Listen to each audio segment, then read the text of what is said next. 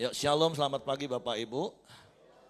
Bersyukur buat anugerah Tuhan yang Tuhan nyatakan dalam hidup kita. Kalau hari ini kita ada menerima anugerah keselamatan, berkali-kali saya harus katakan itu karena ada orang-orang yang sudah lebih dahulu menabur untuk hidup kita. Baik doa, baik air mata, baik tenaga, pikiran, waktu, bahkan uang mereka. Bagaimana mereka datang, kunjungi kita, doakan kita, sehingga sampai pada akhirnya kita menerima Yesus sebagai satu-satunya Tuhan dan Juru Selamat dalam hidup kita. Itu sebuah anugerah.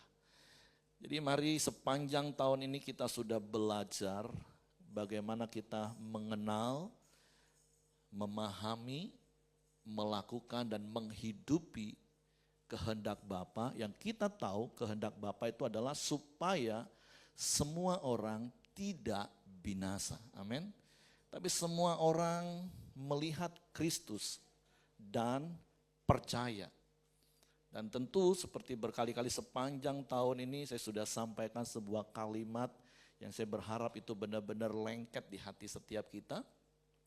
Yaitu kabarkanlah kabar baik dengan cara yang baik, dimulai dari hidup yang baik.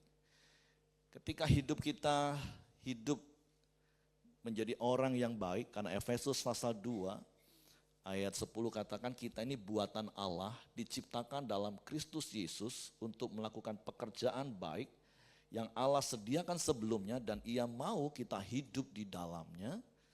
Supaya apa? Supaya seperti Matius pasal 5 ayat 16 katakan, supaya mereka melihat perbuatan baikmu dan memuliakan Bapa di surga. Iya, saya tahu tidak ada yang sempurna termasuk saya.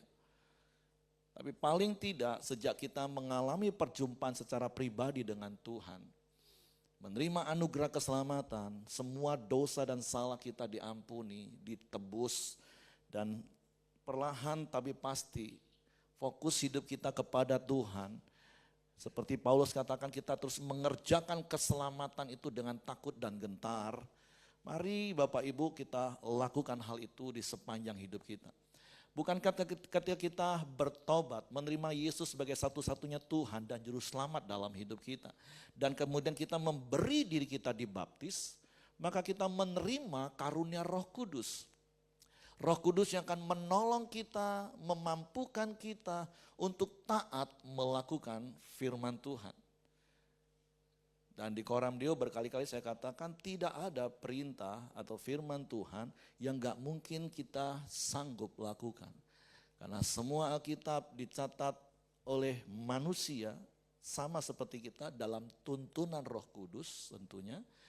Lebih kurang ada 40 orang dalam rentang waktu 1500 tahun, tujuannya itu untuk kita. Sebagai buku manual, buku panduan. Kan gak mungkin Tuhan isengan terus memberikan sebuah arahan, perintah yang kita gak mungkin lakukan. Seperti berkali-kali saya katakan kalau Bapak Ibu beli HP, beli mobil, motor, apapun, ada buku-buku panduan yang tentulah yang namanya manusia, apalagi pengguna, usernya pasti mampu. Cara merawatnya seperti apa. Tinggal masanya kita mau lakukan atau enggak. Itu kan pilihannya Bapak Ibu. Tapi doa dan harapan saya setiap kita adalah orang-orang yang taat ada pimpinan Roh Kudus. Amin. Dan sepanjang tahun ini fokus kita dalam menabur dan menuai dengan sukacita. Dan kita sudah masuk di tema terakhir di 3 bulan ini. Oktober, November, Desember, bahwa ada sukacita penuaian, amin. Coba lihat kanan kiri, apakah ada wajah-wajah sukacita? Harusnya ada wajah sukacita, karena Bapak Ibu sudah melakukan, saya percaya Bapak Ibu sudah melakukan minimal Bapak Ibu sudah doakan orang tuamu mungkin yang belum kenal Tuhan. Mencucurkan air mata, berdoa Tuhan selamatkan mereka, jangan sampai mereka binasa. Atau ada yang sudah lebih melangkah lebih jauh lagi, sering-sering datang, kunjungin, ngobrol, bangun hubungan. Bahkan ada yang sudah lebih melangkah maju lagi, berani nyatakan siapa itu Yesus Tuhan. Kapan mereka bertobat? Itu keputusan hidup mereka dan karya Roh Kudus, amin. Jadi gak usah stres dengan fokus ini Bapak Ibu. Bapak Ibu, ya memang agent kerajaan Allah, duta besar kerajaan Allah. Sales kalau saya boleh katakan. Targetnya ya menangkan jiwa, tapi percayalah Tuhan kita nggak pecat Bapak Ibu kalau nggak mencapai target. Tapi ngomong kanan kiri, masa sih cuma satu seumur hidup aja nggak kecapai target? Kelewatan banget sih, ya nggak Bapak Ibu? Coba semua jemaat yang punya usaha setiap tahun, nggak usah setiap tahun, tiap bulan punya target nggak? Kalau nggak tercapai gimana rasanya? Halo? Gimana perasaan kalau nggak tercapai target omset yang mau dicapai? Pening, langsung pening. Aduh kenapa? Dievaluasi Bapak Ibu, kenapa nggak tercapai? Ada hal apa yang harus kita lakukan lagi? Kan gitu harusnya. Itu hanya untuk hal-hal yang sementara. Silakan Bapak Ibu, buat target. Nggak salah. Kalaupun nggak tercapai, evaluasi, perbaiki apa yang harus diperbaiki. Yang menjadi sumber kegagalan, pemicu kegagalan ya udah tinggalin. Ujung-ujungnya kalau nggak capai target terus bisa bangkrut. Kalau sales nggak capai target terus bisa di PHK. Lebih ngomong kanan kiri, Bapa di surga nggak akan pernah PHK kamu. Tapi bukan berarti juga terus kan Bapak di surga nggak pernah PHK, nggak apa-apa, makan gaji buto aja kita, kata orang Jambi. Nggak seperti itu juga Bapak Ibu, karena urusannya bukan sampai batas itu Bapak Ibu. Nanti kita akan belajar, kenapa kita harus lakukan apa yang Tuhan perintahkan sebelum Yesus naik ke surga. Pergi jadikan semua bangsa muridku, baptis mereka dalam nama Bapa, Anak laki-laki dan Roh Kudus. Dan saya percaya ketika Bapak Ibu taat lakukan itu dan sampai satu titik Bapak Ibu bisa pimpin orang terima Yesus. Wow, ada sukacita, ada gairah baru. Nanti kita akan dengar kesaksiannya. Bagaimana hal itu bisa terjadi? Bukan untuk hebat, kuat, gagah kita. Tapi semua hanya karena anugerah Tuhan. Dan semua itu tim kerja sama yang baik. Amin. Nah makanya hari ini kalau fokus kita sudah masuki tema yang keempat tahun ini dari ayat di dalam Lukas pasal 15 ayat 10. Di situ dikatakan, aku berkata kepadamu demikian juga akan ada sukacita pada malaikat-malaikat Allah karena satu orang berdosa yang bertobat. Bahkan malaikat-malaikat di surga pun bersukacita Bapak Ibu. Jadi kalaupun kita bisa memimpin orang terima Yesus, membaptis mereka dan gereja kita izinkan hal itu. Ketika Bapak Ibu memuridkan orang, membangun hubungan, terus injili dia dan dia terima Yesus, gereja kita berdasarkan firman Tuhan mengizinkan kalau bersedia untuk baptis. Karena dia yang memuridkan, dia yang memenangkan, firman Tuhan ajar dia yang baptis. Tentu secara legalnya didampingi oleh pejabat gereja karena kita masih hidup di negara hukum yang legalitasnya juga harus jelas. Dan firman Tuhan juga ajar kita hormati pemerintahan kita. Dan saya percaya tentunya orang yang berani memberitakan Injil karena kesaksian hidup tadi. Ingat kalimat utama yang selalu akan saya katakan.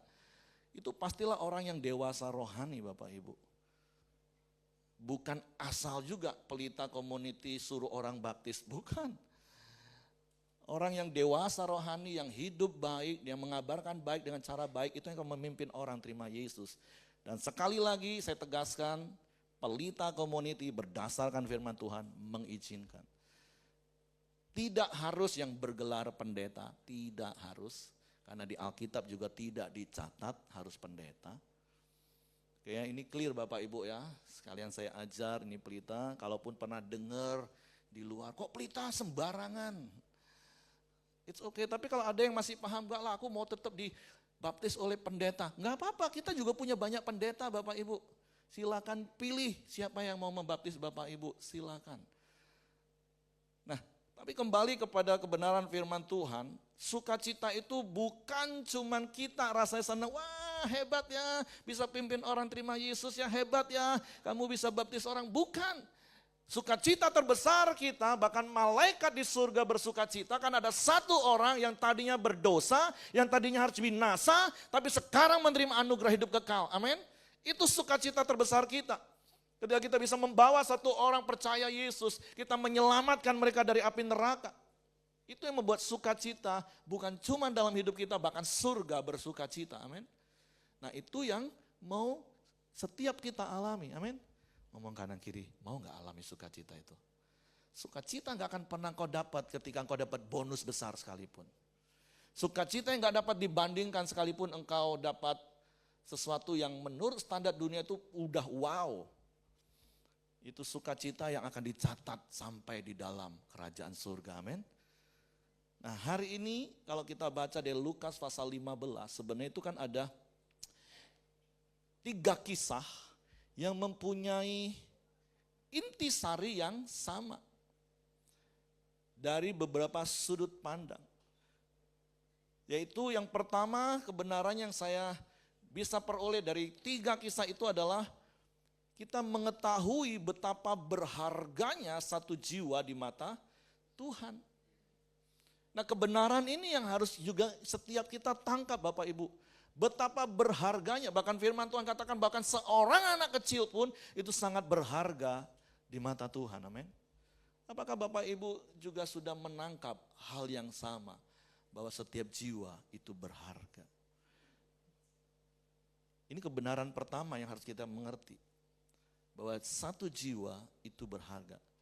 Ada lagu yang sering mungkin kita nyanyikan, berapapun harga yang harus kita bayarkan, terlebih mulia mahkota tersedia.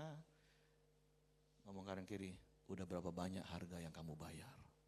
Untuk papa mamamu yang belum kenal Tuhan, untuk pasanganmu yang belum kenal Tuhan, untuk anak-anakmu yang belum kenal Tuhan, untuk paman, bibi, sepupu, sahabat, berapa banyak harga yang sudah kita bayar Bapak Ibu. Tapi sekali lagi gak usah stres Bapak Ibu kalau saya ngomong gini, aduh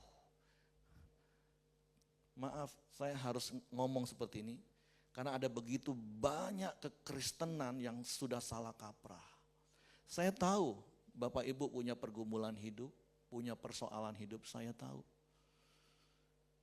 Tapi saya juga tahu dan saya percaya, gak usah nunggu hari Minggu Bapak Ibu doa di gereja untuk cari pertolongan Tuhan. Bukankah dia Allah Immanuel, amin. Jadi saya berdoa berharap konsep ketika Bapak Ibu datang beribadah kepada Tuhan, bukan dengan keadaan stres sepanjang hari, Senin sampai Sabtu ngalami masalah stres. Berharap hari Minggu mendapatkan sesuatu yang melegakan. Enggak seperti itu kekristenan Bapak Ibu. Karena saya percaya ketika engkau punya masalah hari Senin itu Tuhan ada di situ, amin. Ketika engkau punya masalah hari Jumat di situ juga Tuhan tetap ada. Tapi Bapak banyak orang Kristen datang ke gereja rasanya hanya ingin mendapatkan sesuatu, dia dilegakan, disegarkan, didoakan, rebah. Rasanya, saya gak mau ngomong itu salah, it's okay. Tapi come on, bertumbuh dewasa jadi jemaat yang bertindak untuk orang lain. Amin Bapak Ibu. Hari Minggu kita ibadah itu harusnya kita bersyukur buat penyertaan Tuhan sepanjang minggu, bersyukur buat pertolongan Tuhan sepanjang minggu, sehingga kita nyanyi datang dengan sukacita, amin. Coba lihat wajah kanan kiri. Jadi mulai minggu depan kalau datang ibadah coba dilihat ya wajahnya. Kok cemberut? Kenapa stres wajahnya? Enggak, harusnya datang gereja itu dengan antusias, pengen ngomong sepanjang minggu ini Tuhan tolong aku, sepanjang minggu ini Tuhan berkati aku, amin. Sepanjang minggu ini Tuhan tolong aku itu artinya apa sih Bapak Ibu? Artinya ada masalah di minggu itu ya kan? Tapi Tuhan tolong. Loh betul kan Bapak Ibu? Banyak paradigma kekristenan yang harus benar-benar dirubah. Kadang saya gemes ngeliatnya. Jemaat dimanjakan seakan-akan kami pendeta yang paling hebat datang. Aku tumpang tangan doa. Aduh Tuhan tuh yang lebih hebat bukan kami, bukan saya. Maaf, bukan mau saya angkat tangan, kalau perlu saya gak usah doain Bapak Ibu. Bapak Ibu, anak Bapak di surga juga bisa ngomong. Bukan berarti gak boleh saya minta didoain, saya gak salah Bapak Ibu, silakan. Ya, silakan. Tapi firman Tuhan juga katakan Bapak Ibu punya komsel, punya saudara seiman, bisa saling mendoakan, saling meneguhkan. Amin. Jadi hal yang pertama yang saya dapat dari 3 kisah itu adalah bahwa kita harus mengetahui betapa berharganya satu jiwa di mata Tuhan. Nah, kebenaran yang kedua, ketika kita mengetahui jiwa itu sangat berharga di mata Tuhan, maka kebenaran yang kedua yang dapat kita belajar dari kisah-kisah itu, maka orang-orang yang ada di dalam kisah itu, baik seorang gembala, baik seorang wanita, baik seorang bapak, mereka memiliki kesungguhan hati untuk memenangkan jiwa itu. Ada banyak hal yang mereka lakukan. Kalau seorang gembala Bapak Ibu, dari sisi perikop yang pertama seorang gembala. Kenapa gembala itu rela tinggalin dombanya yang 99 di kandang dan kemudian dia keluar. Dan tentulah Bapak Ibu kebiasaannya, domba itu dihitung kalau waktu pas sudah pulang seharian mereka digembalakan, terus mereka pulang masuk kandang lagi, itu sepanjang malam nyaman di ruangan yang hangat, dihitung satu, dan kemudian dihitung kurang satu. Dan sekali lagi saya katakan itu malam, petang menjelang malam. Harusnya gembala udah capek enggak? Capek juga, dia udah kerja. Tapi kenapa dia tinggalkan 99 yang dia tahu pasti aman dan dia cari yang satu? Karena dia tahu Bapak Ibu, dan seperti yang saya pernah katakan, domba itu binatang yang paling lemah. Bahkan maaf, domba itu binatang yang paling bodoh. Dia tidak punya sistem pertahanan apalagi menyerang. Kalau sudah tersesat, gelap, satu kemungkinannya mati, binasa. Jadi kebenaran yang kedua, kesungguhan hati kita, mari miliki hati seperti seorang gembala. Ketika melihat orang-orang di sekitar kita, kita tahu mereka sedang menuju kebinasaan. Mau gak kita tinggalin rasa capek kita, rasa lelah kita, kesibukan kita, hanya demi mereka supaya gak binasa. Karena domba, kalau sampai tersesat di malam hari, udah satu, mati. Miliki hati seperti gembala. Saya tahu setiap kita kerja, setiap kita capek, setiap kita banyak urusan. Saya tahu gembala itu juga seharian udah kerja. Dan berkali-kali saya katakan, bukan juga tiap hari. Terus Bapak Ibu ngomong, jadi apa kerjanya pendeta? Enggak. Kita semua sama-sama kerjakan Bapak Ibu. Enggak ada urusan pendeta, enggak pendeta untuk memenangkan jiwa Bapak Ibu. Setuju katakan amin. Enggak ada urusan. Nah yang kedua, itu kisah seorang wanita yang mencari dirhamnya yang hilang. Kenapa dia harus sibuk-sibuk mencari dirhamnya yang hilang? Di tengah malam, kenapa kita tahu itu juga malam? Karena dia harus menyalakan apa? Pelita. Dia sampai nyalakan pelita, dia sapu di semua sudut. Karena satu dirham itu, ya itu setara dengan 1 dinar untuk upah kerja 1 hari. Bagi orang yang kerja harian itu sangat berharga. Tapi bukan hanya sebatas upah hariannya Bapak Ibu. Karena ada tradisi di Yahudi, wanita yang mau menikah, dia biasanya menyiapkan sebuah hiasan kepala dari 10 dirham uang. Dirangkai menjadi satu. Itu sebuah kebanggaan, kebahagiaan tersendiri. Dengan hasil usahanya dia biasa kumpul dan itu jadi hiasan. Dan kalau hilang satu, maka hilanglah kesempurnaan itu. Makanya wanita ini berusaha sungguh-sungguh mencari. Kenapa? Karena itu sangat berharga bagi dia. Mari seperti wanita ini, miliki sikap hati bahwa itu sangat berharga. Dan yang ketiga kita tahu itu kisah yang lebih viral lagi. Yaitu seorang bapak yang mengasihi anaknya. Bahkan anak bungsunya yang kurang ajar. Bapak belum mati sudah minta warisan. Terus warisannya bukan dikelola untuk bisnis dan jadi lebih sukses dari bapaknya, bukan. Dihabiskan dengan maaf pelacur, dengan berbagai macam dosa. Ya kalau zaman sekarang mungkin langsung judol, cepet habis selesai. Ya kan? atau narkoba. Dan ketika dia dalam keadaan sudah babak belur, tapi dari firman Tuhan kita tahu Bapa itu tetap mengasihi. Enggak luka batin bapaknya. Anak kurang ajar, pergi jangan balik kau ya. Enggak seperti itu. Karena dari firman Tuhan kita tahu setiap hari Bapak itu menunggu, menanti bahwa anaknya akan kembali. Dan firman Tuhan mencatat ketika dia melihat dari kejauhan anaknya pulang. Siapa yang lebih duluan lari Bapak Ibu? Bapaknya. Bapaknya lari sambut anaknya, gak peduli maaf anaknya bau babi. Karena kan firman Tuhan catat, dia kerja di kandang babi, bahkan pengen makan makanan babi karena saking gak ada uang dan saking laparnya. Itu pun gak diizinkan, betapa hina. Tapi dalam keadaan seperti itu, Bapa mengasihi. Jadi kita tahu Bapak Ibu kenapa kita harus kabarkan kabar baik dengan cara baik dimulai dari hidup baik. Karena orang kalau nggak percaya Yesus pasti binasa. Ini kebenaran yang harus kita ngerti. Yang kedua, manusia itu berharga di mata Tuhan.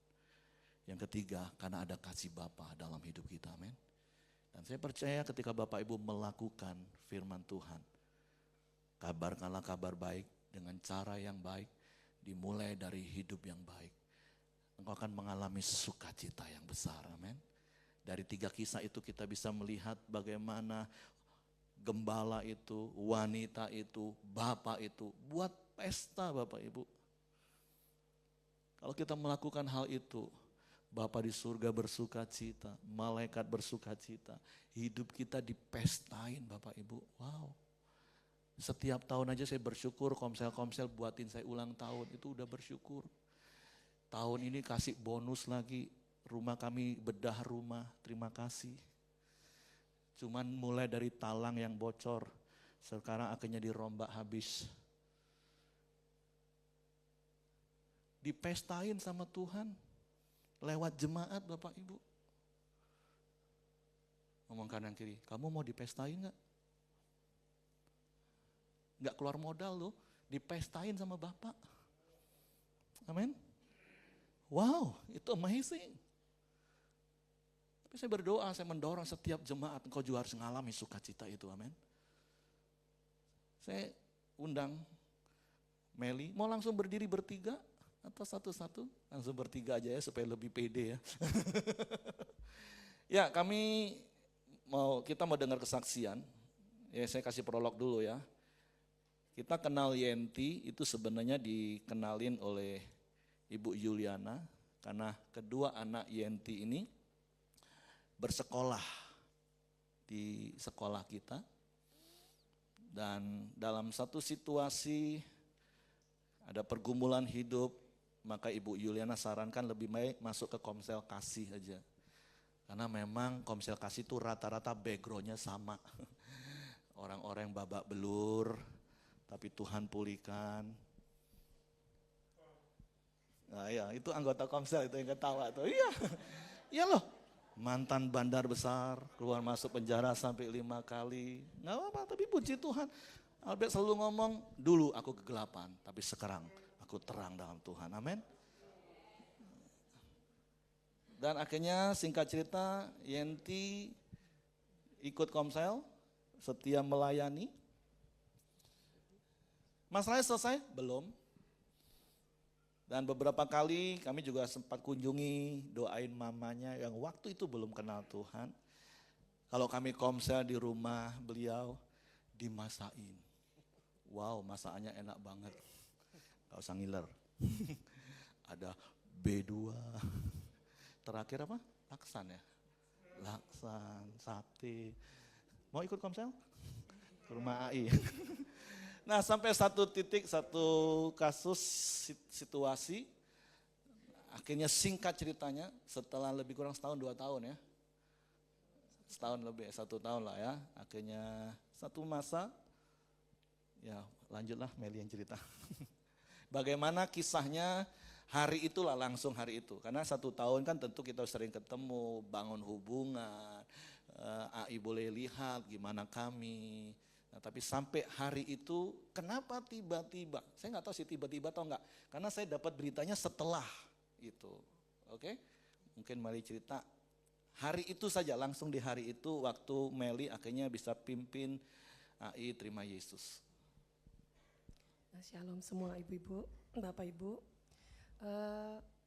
Waktu hari saya ke rumah Yenti itu, kebetulan Yenti lagi ada masalah dengan suaminya. Jadi saya pagi hari setelah saya melakukan aktivitas sebentar, saya ke rumah Yenti.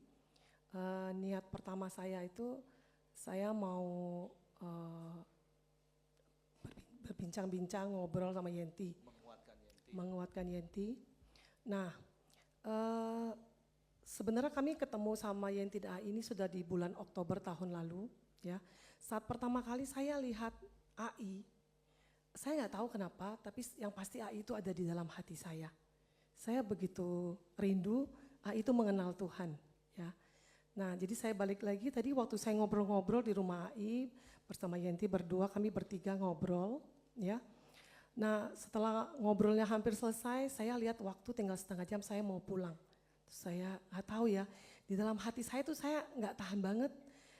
Pokoknya saya kepikiran tuh seperti ini udah mau selesai, saya udah mau pamit. Tapi saya tuh bener-bener rindu banget di hati saya tuh menantang AI untuk terima Tuhan Yesus, ya. Padahal sebenarnya di hubungan kami yang sebelum-sebelumnya tuh saya udah dengar kisah-kisah AI bahwa dia tuh nggak mungkin masuk Kristen, dia nggak mungkin jadi anak Tuhan karena ada perjanjian lamanya dengan sembahan yang lama gitu. Nah, tapi hari itu saya benar-benar nggak tahan, jadi saya minta Tuhan kasih saya kekuatan untuk saya bisa ngomong. Nah, jadi pas sebelum saya pulang saya tanya AI mau gak terima Tuhan Yesus sebagai juru selamat? Nah, tiba-tiba AI itu jawab, gimana AI? AI jawab tuh, Sudah AI, sudah. itu apa rasanya mau lah kayaknya.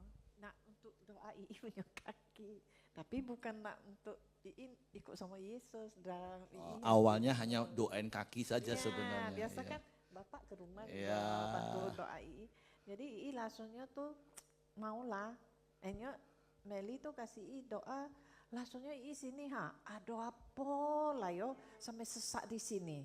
Enyo I tuh kencang, sudah tuh suaranya kayak apa ya? Halimah punya suara. Enyo Yenti bantulah semua Meli doa sampai I sudah selesai. Nah, baru tenangku. Sudah tuh Meli balik. Udah balik, aku lagi cuci piring mulai lagi dari sini.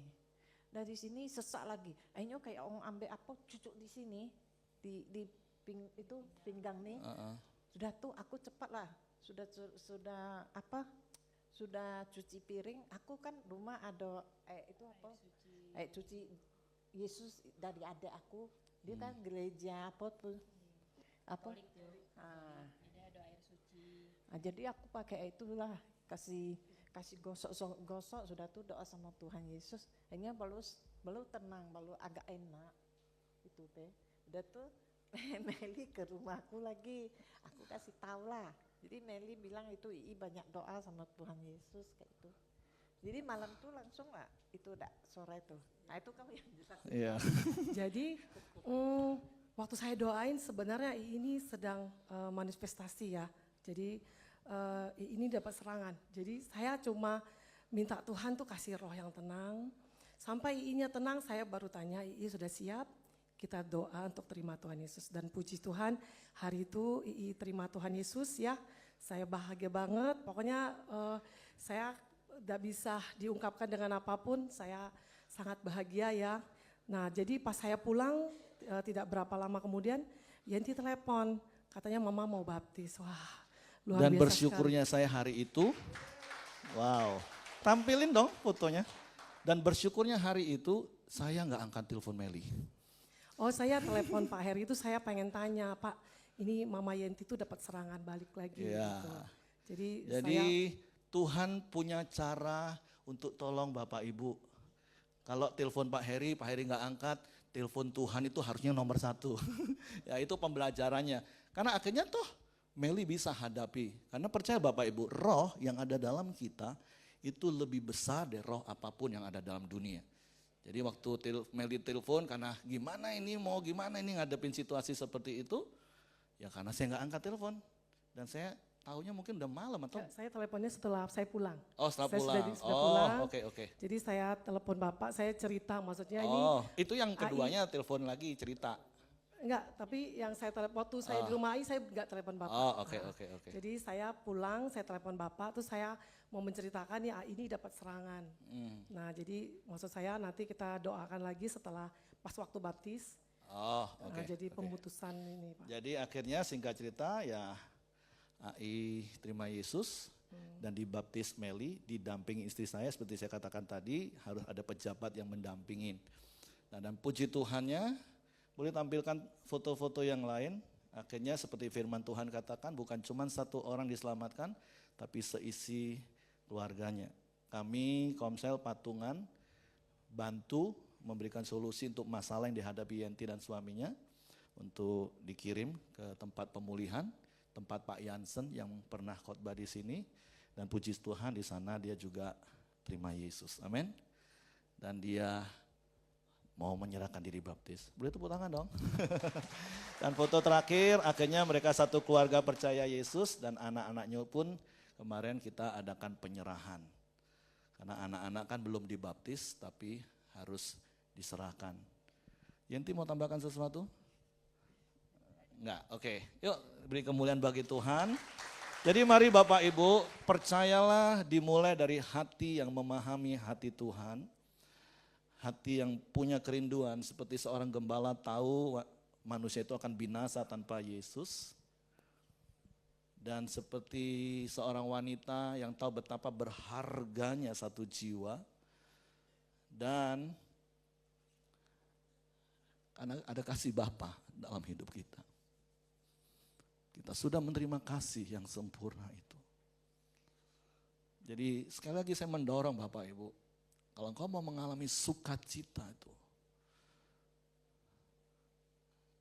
ngomong kanan kiri, yuk tabur dengan sukacita. Lakukan dengan sukacita. Doakan mereka, tangisi mereka. Karena Yudas katakan kita itu harus merampas mereka dari api neraka. Kita tahu mereka pasti akan binasa. Kalau kita berdiam diri. Berkali-kali saya katakan, Wahyu katakan iblis saja tahu waktunya sudah singkat. Sehingga dengan geramnya yang dahsyat dia berusaha menyesatkan semua manusia. Masa kita masih mau santai-santai Bapak Ibu? Bukan berarti terus Bapak Ibu gak kerja jadi pendeta semua. Enggak Bapak Ibu. Sekali lagi ini gak ada urusan dengan pendeta, gak pendeta Bapak Ibu. Ini tugas setiap kita, amin.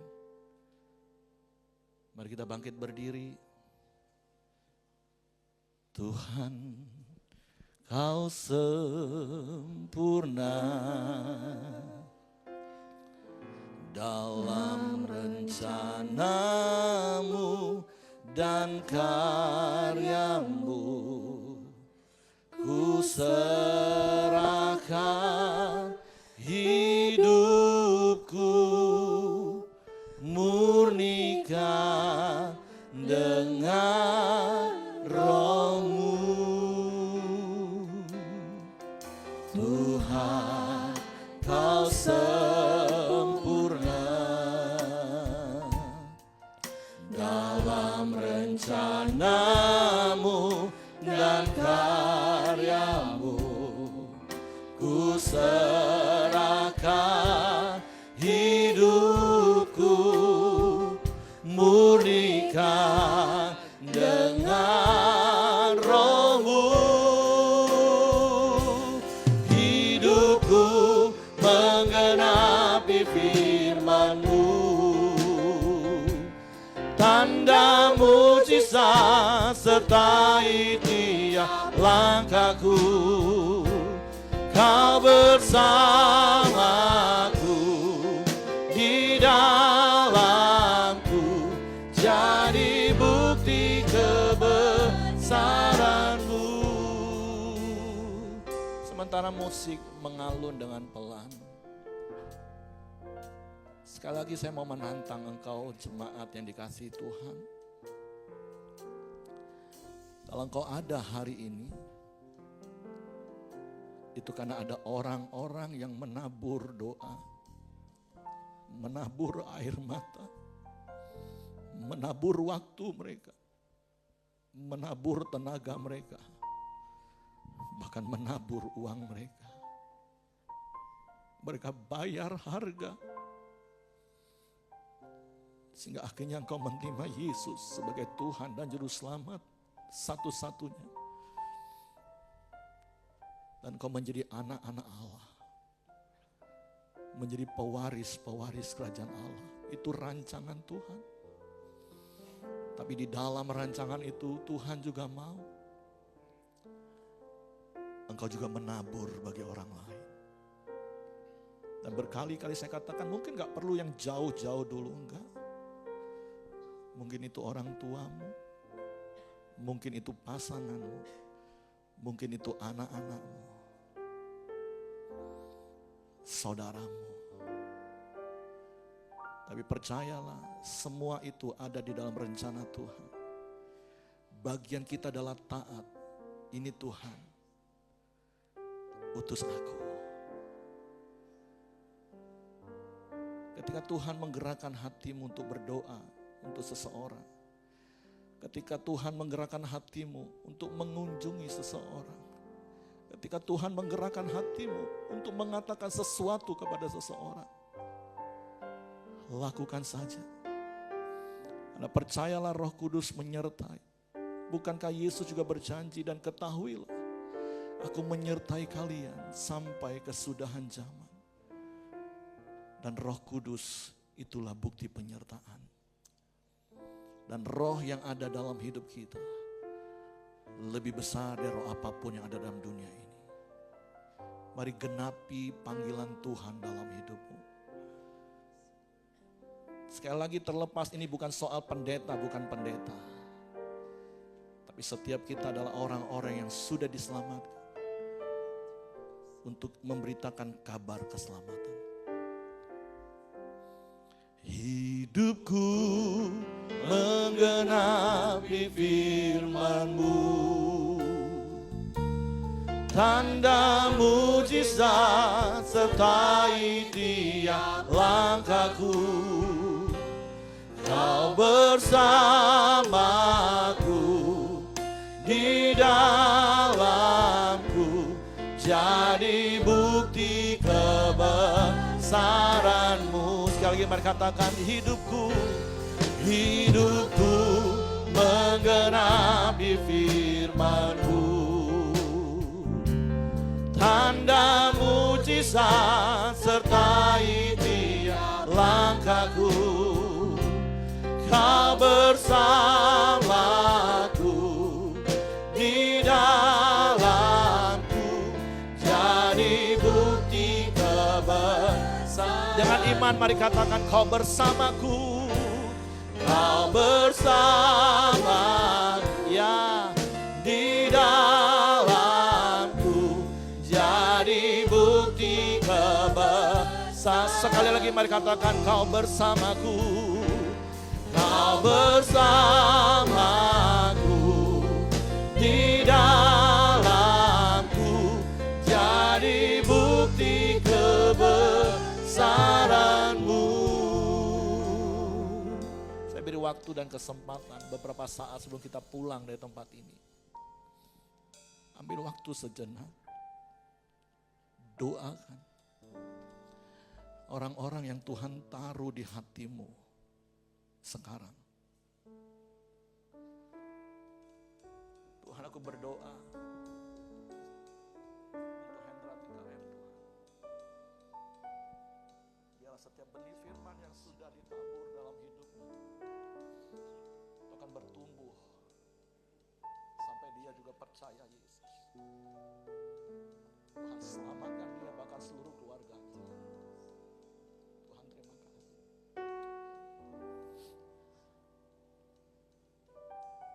Bapakku berdoa hari ini untuk setiap jemaat Berita Community. Sungguh biarlah mereka menangkap isi hatimu, mengenal, memahami, bahkan melakukan isi hatimu. Di tengah kesibukan, bahkan di tengah pergumulan yang mereka alami.